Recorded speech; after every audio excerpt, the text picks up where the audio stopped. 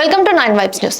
నరేంద్ర మోడీ మా బలం, అయోధ్య రాముడు మా ధైర్యం, వికసిత భారతం మా సంకల్పం, అభివృద్ధి సంక్షేమం మా మార్గం. 2024 లోక్సభ ఎన్నికల్లో 400 పైగా సీట్లు మా లక్ష్యం. సార్వత్రిక సమరం వేళ కమలనాథుల మాటలివి. గెలుపోటముల గురించి దిగులు చెందకుండా మెజారిటీ పెంచుకోవడంపైనే వారి వ్యూహాలు కేంద్రీకృతం అయి ఉండడం చూస్తే విజయంపై వారు ఎంత ధీమాగా ఉన్నారో అర్థం చేసుకోవచ్చు. అధికార పక్షం ఆత్మవిశ్వాసం ఇలా సింహ గర్జనను తలపిస్తుంటే ప్రత్యర్థుల పరిస్థితి మాత్రం పూర్తిగా భిన్నం. అనైక్యత, అనిశ్చిత, గందరగోళం రాజకీయానికి విపక్ష. ఇండియా కూటమి ట్రేడ్ మార్కులుగా మారాయి.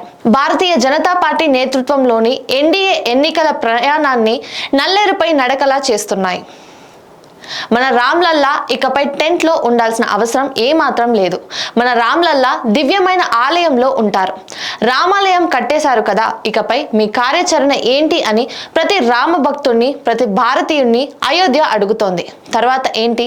నేటి నుంచి మనం రానున్న 1000 ఏళ్ల కోసం దేశ భవిష్యత్తుకు పునాదులు వేయాలి. సుదృఢమైన, సమర్థమైన, ఘనమైన, దివ్యమైన భారతదేశాన్ని నిర్మిస్తామని భారతీయులం అందరం ప్రతిజ్ఞ చేయాలి. భారతదేశ అభ్యున్నతికి రామ మందిరం సాక్షిగా నిలుస్తుంది.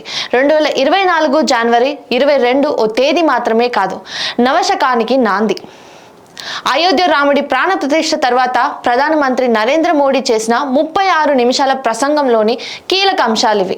కోట్లాది మంది ప్రజల చిరకాల స్వప్నాన్ని సాకారం చేసే ఆధ్యాత్మిక కార్యక్రమానికి అధికార హోదాలో హాజరై ఈ ప్రసంగం చేసిన అందులోనూ రాజకీయ కోణాన్ని ఏమాత్రం విమర్శించలేదు.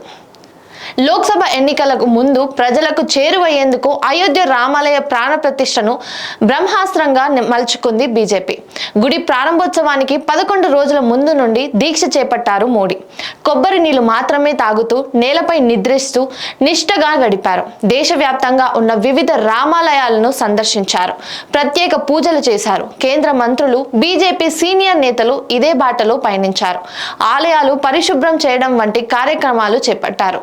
ప్రాణప్రతిష్ఠ రోజున అగ్రనేతలంతా సంబంధిత రాష్ట్రాల్లోనే ఉన్నారు.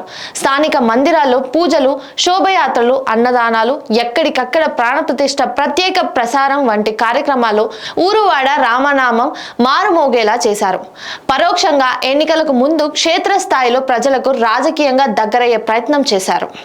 2014 సార్వత్రిక ఎన్నికల్లో 282 సీట్లు గెలుచుకుంది బీజేపీ. 2019 నాటికి ఆ సంఖ్యను 303కు పెంచుకుంది. ఇప్పుడు 2024 లోక్సభ ఎన్నికల కోసం భారీ లక్ష్యాన్ని నిర్దేశించుకుంది.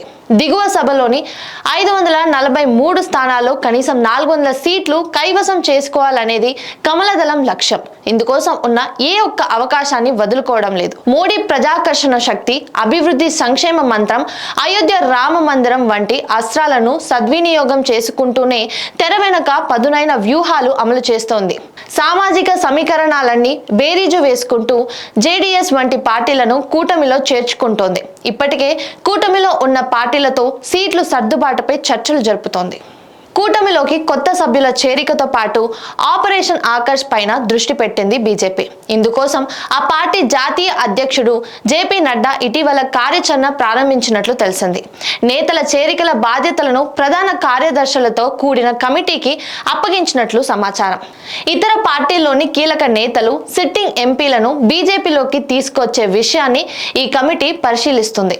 నియోజకవర్గంలో ఆ నేత ఎంత మేర ప్రభావం చూపగలరు, ఎన్నికల్లో విజయావకాశాలు ఎంత అనే అంశాల ఆధారంగా బీజేపీలో చేర్చుకోవడంపై నిర్ణయం తీసుకుంటున్నారు అని బీజేపీ వర్గాలు చెప్పినట్లు ఇటీవల ఓ జాతీయ మీడియా సంస్థ కథనం ప్రచురించింది. Like, share, subscribe to 9 vibes news.